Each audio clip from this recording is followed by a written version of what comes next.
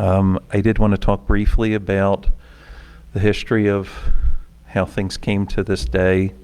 As we mentioned, Danny went missing in April of 1980.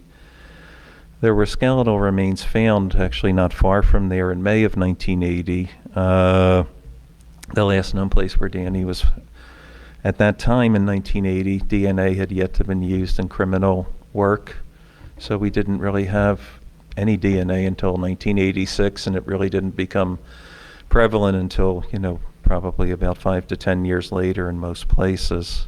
There was no big fingerprint identification base. If we had been able to have fingerprints recovered, which we could not, all that was really able to be done by our previous coroner, Dr. Elizabeth Balraj, was to take a look and say, I don't see any obvious signs of injury, and we don't have too much more that we can do to try to identify this person.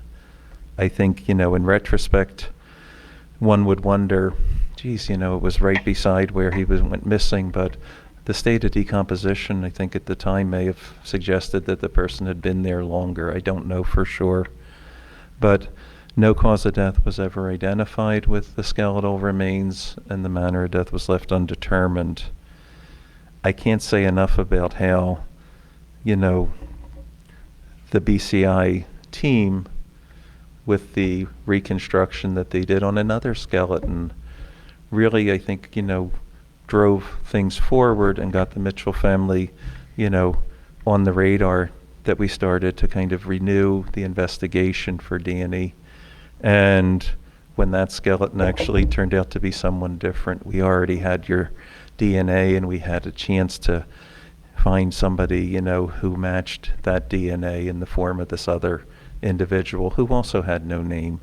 And when that happened, we were able to start to use technology that back in the 1980s, when people did DNA, they couldn't do anything with hair that didn't have roots to it. But the technology keeps getting better over time.